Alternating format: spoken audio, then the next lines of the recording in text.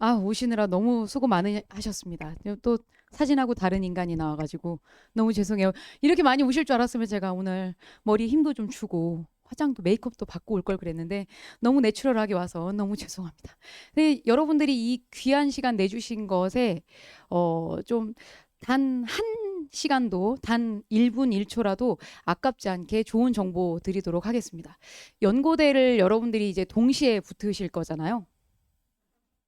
동시에 붙으실 거잖아요. 우리 그래서 이 공부를 하는 거거든요. 이 귀한 시간을 내서 여러분들이 둘 다 붙으면 어디를 갈 것인가를 행복한 고민을 하실 수 있을 거고요. 저희가 이제 문과 친구들은 정말 뭐 오늘 기회로 삼아서 7월 1일 날 제가 토요일 날 1시에 합격생들 4학년들을 조금 초대를 해서 경영학과 학생들 어떻게 붙었고 하반기에 공부를 어떻게 했는지에 대해서 좀 자세하게 얘기를 할 거예요. 우리는 오늘 공통으로 좀 내용을 전달을 드려야 될 것 같아서 제가 서류를 말씀드리려고 합니다. 그 전에 제가 항상 이런 걸 좀 물어보거든요. 밸런스 게임 여러분을 한번 좀 고민해 보시면 좋을 것 같습니다. 자, 어떤 학생을 뽑을까요? 자랑할 게 넘치는 완성형 학생, 발전이 필요한 미완성형 학생. 판단을 좀 해주시기 바랍니다. 편입이 목적으로서 간절한 학생, 편입이 수단으로서 간절한 학생. 목적과 수단이라고 얘기하면 수단적이라고 하는 것보다 나는 이 자체가 너무 간절하다라고 드러내는 것이 좋을 것 같다는 생각을 하실 수도 있을 것 같아요. 자, 마지막으로 무엇을 하고 싶은지가 분명한 학생, 무엇을 할지 아직 모르는 학생. 이건 너무나 답이 뻔하죠. 마지막 세 번째 밸런스 게임의 질문부터 답을 해드리자면 결국 무엇을 할지 아직 모른다라고 아무도 여기 계신 분 생각하지 않으실 거예요. 난 하고 싶은 게 분명하다라고 생각을 하실 수도 있는데 제가 막상 자기소개서 첨삭을 해보면 문과 학생, 이과 학생 할 것 없이 정확하게 뭘 공부하겠다라고 하는 거를 잘 어필하지 못하는 경우가 많습니다. 제가 그 학생들 문이과 통합해서 경험치가 2012학년도부터 계속 제가 자기소개서 이런 것들을 좀 학생들하고 좀 소통을 좀 해보면 정확하게 자기가 뭘 공부하고 싶은지가 분명하지 않은 채로 연고대에서 지금 출제하고 있는 시험 문제에 굉장히 이제 주력해서 그거에 대한 공부만을 집중하고 있어요. 근데 우리가 하반기에 시작을 하고 있기 때문에 이 상반기에 시작한 학생에 비해서 일단은 뒤처졌다는 생각을 이제 하면서 수학이든 영어든 혹은 논술이든 거기에 완전히 이제 몰입을 하게 되는데 제가 보기에는 본인이 계속 어떤 분야를 공부하고 싶은지에 대한 명확한 공부하고 싶은 학습 분야를 확정하는 것이 가장 중요합니다. 그것이 확정이 되면 편입이 목적이 되지 않고 수단이 돼요. 난 이런 걸 공부하고 싶은데 연고대 가지 않아도 괜찮다.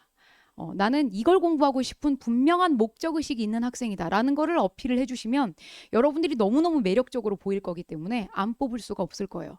1차를 붙고 나서 2차가 너무나 중요했는데 내가 준비를 안 했네? 라고 하는 것보다는 여러분들이 지금 목적성을 분명히 하시면서 준비를 하시는 게 아주 중요할 것 같습니다. 자랑할 게 넘치는 완성형 학생이 되어야 할 것만 같은 생각이 드시죠?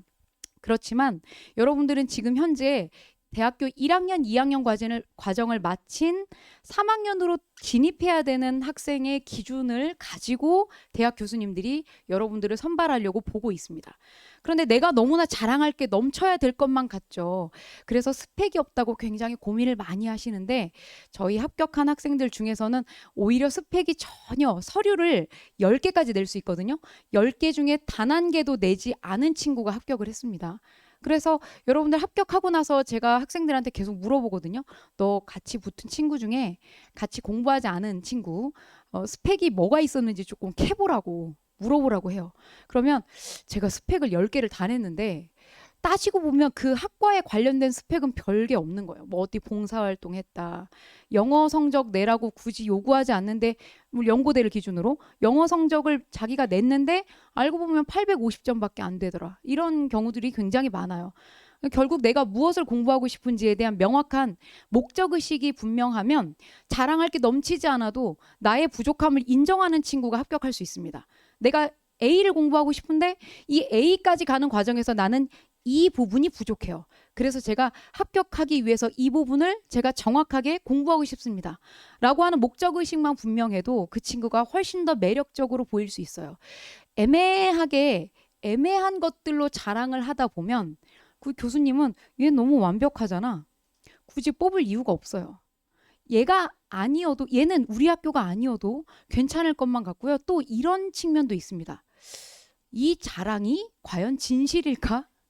이 스펙들이 과연 얘가 정말 공부를 하고자 하는 목적의식에 합당한 활동들일까? 아니면 그냥 활동들만 이렇게 많이 넘치게 둔 것일까에 대한 고민을 하기 시작합니다. 그래서 훨씬 더 깐깐하게 여러분들의 스펙을 따져 묻게 되게 됩니다. 그래서 여러분들이 항목에서 자랑할 게 넘친다는 것이 아니라 발전이 필요한 미완성형의 학생임을 정확하게 솔직하게 인정하는 것이, 본인의 부족함을 인정하는 것이 훨씬 더 학생다운 면모가 드러나는 방법이 됩니다. 여러분들이 지금 보시면 보통은 뭔가 스펙이 없는 경우가 훨씬 더 많아요. 스펙이 훨씬 없는 경우가 많기 때문에 내가 떨어지면 떨어진 것에 대한 이유를 붙이기 위해서 나 스펙 때문이다 이렇게 생각을 하는데, 사실은 그렇지 않다는 거를 말씀을 드립니다. 좀 희망을 가지셔도 될 것 같고요. 여러분들이 정말 어떤 학과를 정확하게 상정을 하셨다면, 내가 그 목적에서 내가 합격을 한다면 어떤 걸 공부하고 싶은지, 저는 그 공부하고 싶은 수준을 대학원 수준으로 조금 맞춰주시기를 바랍니다. 특히 학사 편입을 하는 경우에는 더 그래요. 이게 지금 연고대학교를 동시에 붙어야 된다라고 하는 게 우리의 지금 근본적인 목적이잖아요. 조금 전에 우리 컨설턴트 분께서 말씀해 주신 것처럼 연고대 편입은 시험 문제를 공개를 안 해요. 그래서 저 매년 여러분들처럼 시험 보러 가거든요. 수시는 시험 보러 가면 바로 너무 티가 나는데 편입은 그래도 조금 괜찮은 것 같아요.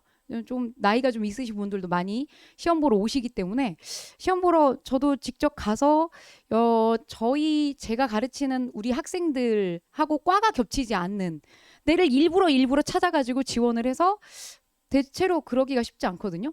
왜냐하면 우리 학생들이 굉장히 많이 하려고 하는 학과가 다 퍼지기 때문에 제가 그래서 작정을 하고 시험지 답안을 제출을 했어요. 왜냐하면 면접이 너무 궁금하더라고요. 교수님들이 어떻게 면접을 하시는지. 고려대학교는 코로나 이전에 학사가 아니라 일반까지 면접이 살아 있었어서, 지금 코로나 여러분들이 마스크 거의 벗고 계시는 분들이 많아서 언제든 대면 면접, 그리고 학사가 아니라 일반까지 면접이 부활할 가능성이 매우 높아요. 면접까지 갔죠. 2022학년도에. 시험지를 당연히 제출해서 당연히 붙어야죠, 저는. 그래서 붙을 줄 알았어요, 저는. 이렇게 쓰면 붙는다를 제가 정확하게 여러분들한테 보여드리기 위해서이기도 했고, 자기소개서의 어떤 방향성, 그리고 질문을 무엇을 하는지 너무 궁금했거든요. 그래서 제가 가니까 이제 교수님께서 하시는 질문이 너무나 이제 재밌었어요. 나이가 이게 맞냐? 다시 한번 확인하고, 네, 맞습니다. 졸업한 지 너무 시간이 오래됐는데, 네, 정말 공부하고 싶어서요. 그래서 공부를 하고 싶다라고 하는 그 분야에 대해서 아주 구체적으로 질문하더라고요. 너 근데 왜 공부할 거야? 계속 그걸 계속 물어봐요. 또 우리 학교 타이틀 때문에 지원한 거잖아. 사실은 이 표면적으로 그것들이 다 이미 전제로 깔려 있어요. 그럼 너가 정말 공부하고 싶은, 그리고 우리 학교의 목적성과 일치하는가를 계속 질문하거든요. 그래서 여러분들이 자기소개서를 쓰실 때 조금 신경을 굉장히 많이 쓰셔야 돼요. 제가 기억나는 이과 학생들의 어떤 사례들이 있기 때문에 조금 이따가 다시 말씀을 드리겠습니다. 고려대학교는 이렇게 5개 항목을 질문해요. 저희 이제 학원 자체에서 7월 초중순경부터 이 자기소개서가 시작이 돼요. 그래서 여러분들 지금 기존에 공부를 몇 월에 시작하셨던 친구들하고 별로 큰 차이가 없어요. 그 친구들도 이제 막 시작을 해야 돼요.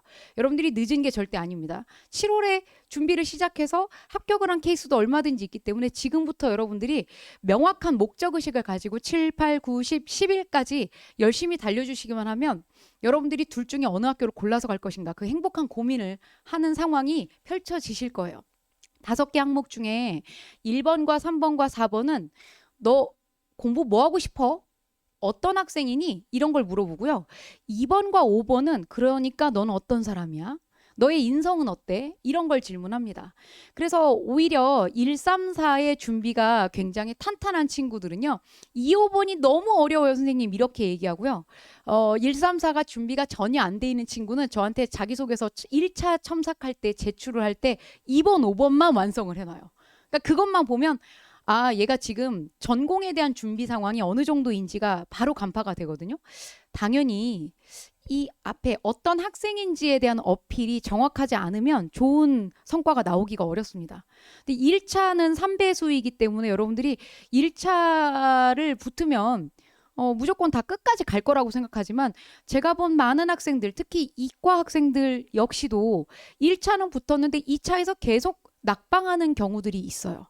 그럼 더 포기를 못 합니다. 그 문제 원인은 무엇인지 본인이 계속 고민해요. 내가 스펙 때문인가? 그렇지 않다는 거. 정확하게 공부를 하고 싶은 목적의식이 분명하다면 여러분들이 이 1번부터 5번까지 항목을 아주 변별력 높게 채워낼 수가 있어요. 이제 뭘 써야 되는지가 이제 중요하겠죠?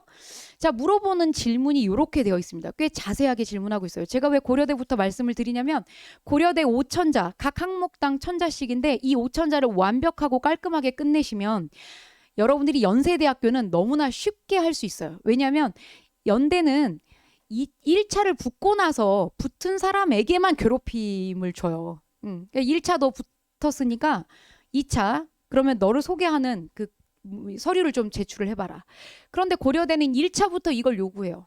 1차부터 함께. 그러니까 같이 지원할 때 제출을 같이 해야 돼요.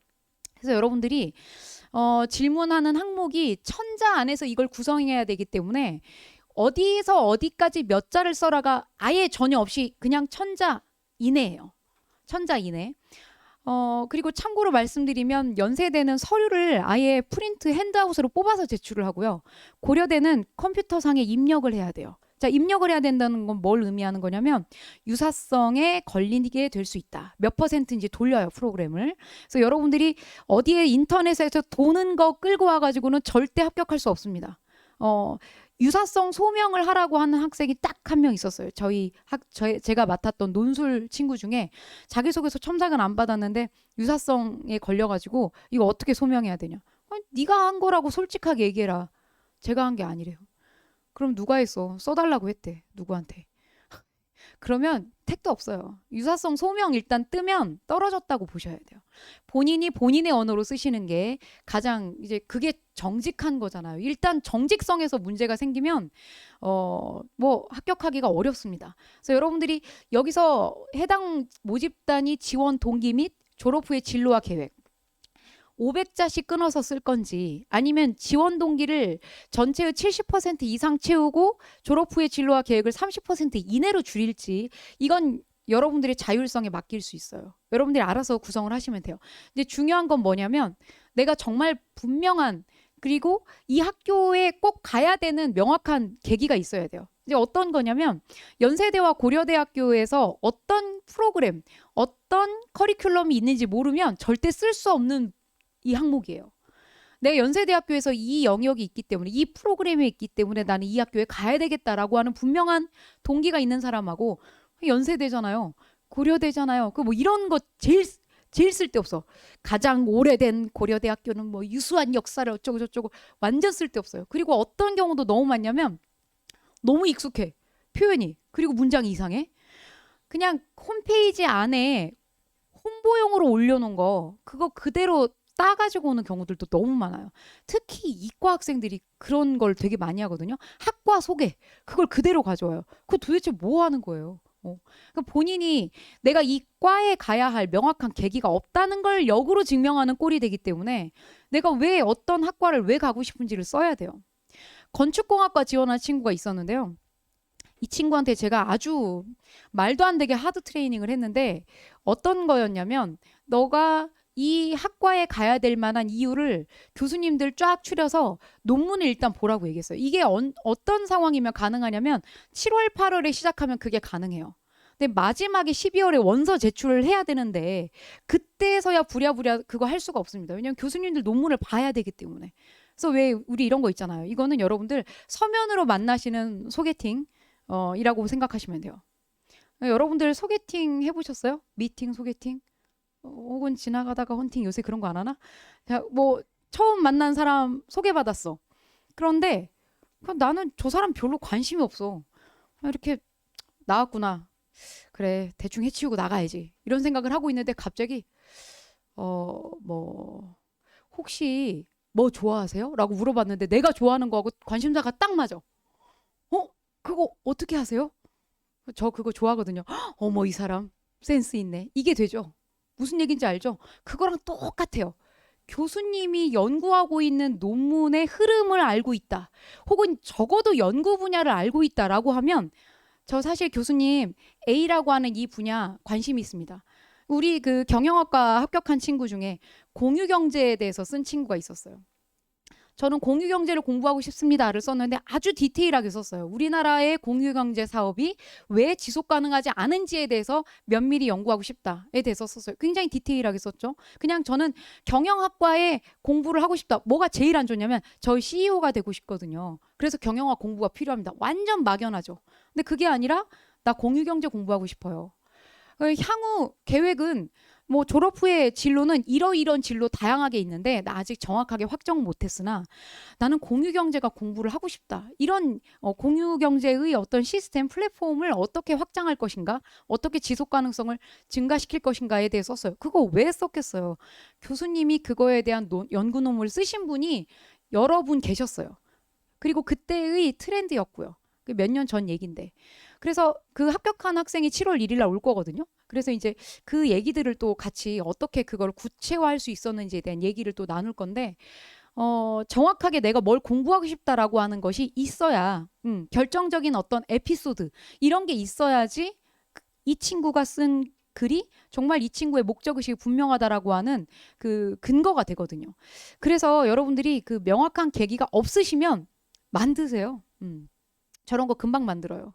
여러분들이 어떤 경우는 좀 만들기가 어렵냐면 여러분들이 아는 분야가 하나도 없으면 못 만들어요. 그런데 적어도 그 분야에 대한 서칭을 좀 하시면 그리고 이 교수님이 어떤 걸 연구를 한다라는 걸 적어도 어떤 개념어라도 알고 있으면 여러분들이 연결하기가 좋습니다. 그래서 지금부터 뭘 하셔야 되냐면 내가 가고 싶은 그냥 난 연고대가 가고 싶어. 왠지 파란색이 좋다. 뭐 이런 얘기 의미 없어. 여러분들이 정말 내가 이 대학의 어떤 과 학생으로서의 정체성을 이미 가지고 계셔야 돼. 나는 이 학과에서 공부하고 싶다라고 하는 그 정체성이 없으면 여러분들 이게 그 너무나 막연해요. 여러분들이 지금 사실은 픽미업을 당해야 되는데 그럴 만한 매력을 이 안에서 선보여줘야 돼요. 1차 합격하고 난 다음에 2차에서는 누가 돼도 사실 크게 이상하지 않아요. 교수님들은 만약에 이런 성적 하나하나가 굉장히 중요했다면 특히 이제 문과에서는 논술 말고 너무나 다양한 허들을 시험으로 제시를 했을 것 같아요. 그런데 이제 기본적인 문해력, 이 텍스트를 보고 너 읽어낼 수 있어? 이걸 너의 언어로 써낼 수 있어? 그렇다면 여기까지 합격. 그 다음 단계에서는 너 그러면 공부 뭐 하고 싶어? 이걸 물어보는 거거든요. 여기에서 여러분들이 합격점을 얻으시려면 내가 진짜 뭐 하고 싶은 공부가 명확하게 있어야 된다는 거예요. 그것만 여러분들 제일 중요하게 생각하시는 것도 아주 우리가 남은 기간 중에 뭐 당장 7, 8월에 이거를 확정해서 끝내야 되는 게 아니에요. 지금부터 고민하셔서 12월까지 완성할 때까지 차근차근 여러분들 고민하셔야 돼요. 내가 어떤 분야를 공부하고 싶은지. 이게 저는 선생님 공부하고 싶은 분야 없어요. 이거 거짓말이야. 그 학과에 대해서 하나도 연구조사 안 해본 얘기예요. 사실 저는 막연합니다라는 얘기는 그 과에 대한 열망이 하나도 없다는 뜻이에요. 근데 이건 교수님들이 보면 한 큐에 알아요. 한 큐에 그냥 알 수 있어요. 왜 진짜는 누구나 알아보는 법이잖아요. 그래서 여러분들이 진짜가 되셔야 되고 설령 진짜가 아니라 하셔도 여러분들이 계속 본인 스스로 마인드 컨트롤 좀 하시면서 내가 어떤 분야의 공부를 해서 어떤 정체성을 확립할 것인가를 지금부터 계속 고민하셔야 돼요. 자, 결핍 얘기를 했는데요. 조금 전에 밸런스 게임에서 제가 이거 물어봤잖아요. 발전이 필요한 미완성의 학생. 여러분들이 결핍이 있어야 뽑아서 제자로 키우죠. 완벽한 학생, 너무 무섭잖아. 왜 제자로 만들어요? 그런 분들은 알아서 잘 될 건데 교수님들은 그렇게 완벽한 학생 따지지 않는 것 같아요. 여러분들이 정말 어떤 분야에 대한 공부에 대한 어떤 목적의식과 결핍, 간절함 이걸 드러내 주셔야지 가능성이 있습니다. 이게 팁이라면 아주 결정적인 팁이 될 수 있을 것 같아요. 여러분들이 스스로의 한계를 드러낼 수 있는 용기, 그리고 내가 분명히 뭐가 부족하다라고 하는 걸 인지할 수 있는 명확한 의식, 이걸 드러내 주시는 게 좋습니다. 졸업 후의 진로는 사실 분명하게 던지면 좋지만 여러분들이 일단 1, 2학년은 아니기 때문에 내가 이 학과를 졸업한 다음에 무엇이 될 것이다라고 하는 청사진은 있으셔야 돼요. 막연할 수는 없는데 그런데 이것을 너무나 분명하게 하다 보면 지원 동기부터 굉장히 틀어야 되는 그런 상황들도 생기거든요. 그래서 뭘 먼저 보는 게 좋냐면 여러분들이 공부하고 싶은 분야를 먼저 상정을 하신 다음에 졸업 후의 진로는 그렇게 구체적이지 않아도 돼요. 반드시 뭐 대학원을 써야 된다 그런 것도 아닙니다. 두 번째 가치관은요. 이거는 굉장히 다양한데 제가 이제 드리고 싶은 얘기는 이게 순서에 얽매일 필요는 없다는 얘기가 가치관을 쓰고 가치관 형성하는데 중요했던 경험과 성장 과정을 먼저 쓰시고 그 다음에 경험을 쓰셔도 돼요. 이 성장 과정 안에서 경험이 당연히 들어가는 거기 때문에요. 그런데 이 경험을 쓰시면서 가치관 정립 후에 내가 발전한 결과를 보통 안 써요. 내가 이 가치관이 생기고 나서 어떠한 내가 발전을 했다 이런 게 드러나야 되는데 이걸 많이 놓치거든요. 그리고 이 가치관을 정립하는 과정에서 내가 뭘 배웠다. 그럼 이 친구는 발전할 수 있는 역량이 된다라는 걸 증명하는 거거든요. 그래서 제가 가치관을 서술을 할 때 가치관 형성 이전과 이후를 반드시 쓰라고 얘기를 해요. 그거 놓치시면 안 됩니다. 자, 그리고 세 번째 이것도 굉장히 중요한데 여러분들 그 중요한 활동이 없잖아요. 없죠. 근데 없을 것 같아요? 있어요. 있는데 여러분들이 까먹어요. 지금 여기에 성인이 아닌 분은 안 계신 것 같아요. 부모님이 어렸을 때 기저귀 몇 번 갈아주셨는지 알아요? 기억 안 나죠? 그리고 어떻게 성장을 했는지 기억 안 나죠? 혼자 크신 것 같잖아요. 죄송해요. 제가 그런 느낌이어서. 엄마가 뭘 해줬어? 막 이런 얘기 하거든요. 근데 혼자 큰 것 같지만 혼자 크지 않았죠. 가만히 생각해보면 엄마가 겁나 희생했네? 이런 게 느껴져. 그러니 생각을 좀 하셔야 돼요. 여러분들이 생각을 하시면 대학교 1학년, 2학년 허투루 보낸 시절은 단 한 번도 없고요. 그리고 모든 학과 과목에 레포트가 없는 적은 없어요. 여러분들이 보통 레포트 때문에 굉장히 고생 많이 하시거든요. 그 레포트 하나를 가지고 내가 중요한 활동과 결과를 기술할 수 있어요. 그런데 학업 이외라고 되어 있잖아요. 여기에 살짝 이 일종의 야매일 수도 있는데 학업 이외일 수가 없어요. 여러분들이 보통. 다 공부거든요. 제대로 학업 이외에 여러분들이 공모전에 참여를 했다거나 이런 게 있으면 너무 좋지만 그렇지 않은 친구들은 본인이 쓰신 레포트에서 활동을 확장해서 쓰시는 것도 방법이에요. 그럼 학업 이외 활동이 없다고 좌절하실 필요가 전혀 없다는 거. 이거는 제가 실제로 이제 자기소개서 서술하는 그 방법 특강에서 자세히 또 설명을 또 해드리도록 하겠습니다. 자, 네 번째 입학 후의 학습 목표. 제가 이거는 진짜 중요해서 말씀을 드리고 이제 마무리를 할 건데요. 보통 이거 쓰라고 하면 대동단결 어떻게 쓰시냐면 커리큘럼 쫙 소개되어 있는 거 있죠. 이거 보고 내가 3학년 때 뭐 공부하고 4학년 때 뭐 공부하겠다 끝. 이걸 천자로 채워요. 거의 글자 수의 80%는 과목명이야. 그러면 안 돼요. 여러분들 과목명이 중요한 게 아니라 내가 입학 후에 듣고 싶은 수업과 교수님 나열하지 말라는 거. 특정 교수님을 서술하면 다른 교수님을 싹 배제하는 꼴이 돼요. 근데 그거 되게 위험하고요. 여러분들이 지금 1번하고 이게 연결이 되는 거예요. 내가 무엇 때문에 이 대학을 지원했다. 그래서 이걸 공부하고 싶다라고 가셔야 돼요. 그래서 그 건축공학과 지원했던 그 친구는 정확하게 전문 용어를 하나도 모르겠고요. 그 친구가 A를 공부하고 싶다고 얘기를 했고 교수님 이름 빼고 내가 공부하고 싶은 분야를 쓴 다음에 이 대학에 이러이러한 연구실이 잘 되어 있어서 나는 너무 가고 싶다라고 하는 거를 썼어요. 그래서 이제 본인이 5번에 뭘 썼냐면 여기에 이제 더해서 봉사정신이 투철하고 나는 뭔가 결과에 연연하는 사람이 아니다. 과정을 굉장히 중시한다. 희생정신이 뛰어나다를 연결했어요. 그래서 연구실에서 헌신과 희생과 봉사를 할 수 있는 난 당신의 노예가 될 준비가 되어 있어요를 쓴 거예요. 이 친구가 합격을 했는데 최종 합격하고 나서 그 당일에 저한테 그 정확히 전화가 2번 왔는데요. 합격했다고 소리 지르면서 한번 전화 오고 다시 전화가 또 오는 거예요. 그래서 너무 불안하잖아. 왜? 왜 전화해? 그래서 여보세요? 했더니 이 친구가 자기 어떡하니? 그래서 이제 큰일 났어요. 그래서 왜? 그랬더니 제가 얘기했던 그 분야 그 연구소 교수님이 전화를 했대. 내가 자네를 뽑았네. 연구소에서 헌신하겠다는 거 진심인가? 진심인가? 어떻게 대답해요? 당연히 진심이라고 하죠. 진심입니다 하고 그 친구가 장장 2년 반 동안 졸업도 늦추고 2년 반 동안 연구소에서 라꾸라꾸와 함께 두고두고 절 원망하며 나 때문에 내 덕분에 붙었다면서 나 때문에 라꾸라꾸와 함께 한다며 얼마나 원망을 제가 들었는지. 아 그러면 어때요? 그러면 어때? 합격만 하면 되는 거 아니에요? 일단 소기의 목적 달성하는 게 중요하니까. 그래서 여러분들이 이 계획, 이 내가 정말 연구하고 싶은 주제를 어필하는 게 너무너무 중요하고요. 그래서 이거를 마지막에 동아리 학교 제도 이거 너무 어렵잖아요. 내가 그 학교 학생인 적이 한 번도 없는데 어떻게 그걸 알아요?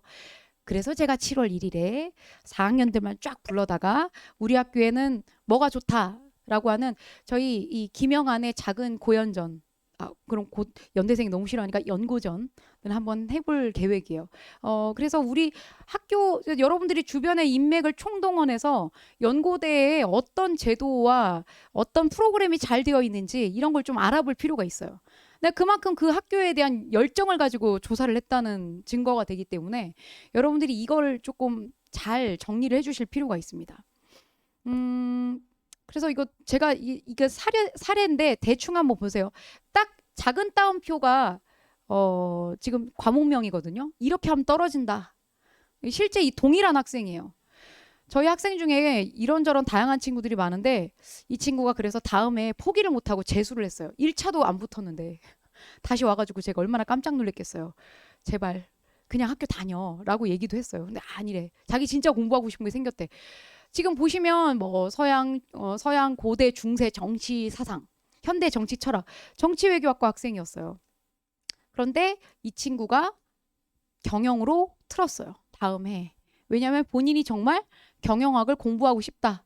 그래서 공유경제를 공부하고 싶다. 제가 아까 사례로 말씀드렸던. 그래서 2회에 합격했습니다. 스펙은 서류는 이거 말고 하나도 제출하지 않았어요. 그런데 연대고대 똑같은 주제로 똑같이 썼어요. 공유경제 공부하고 싶다. 둘 다 붙었어요. 뭐 논술이 뭐가 달라졌을까? 제가 보기엔 비슷해요.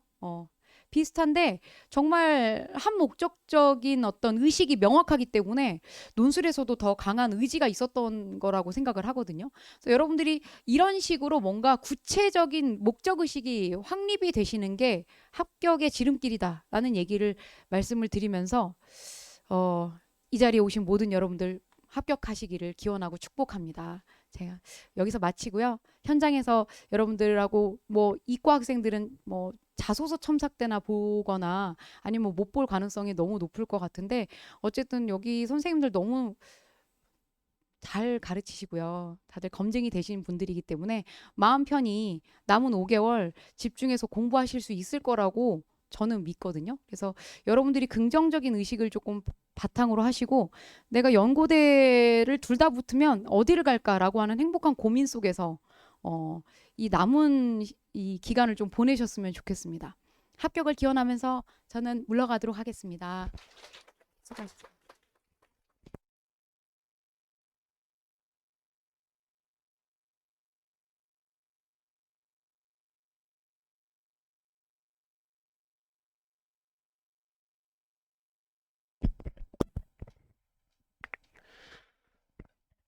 앞서 말씀드린 대로 오늘 그 1대1 상담을 받으실 분들은 수학 강연까지 모두 종료가 된 다음에 순서대로 저희가 이제 1대1 상담을 진행을 해드리겠습니다. 연고대 1타 수학 교수님이신 오태훈 교수님 큰 박수를 맞아주십시오.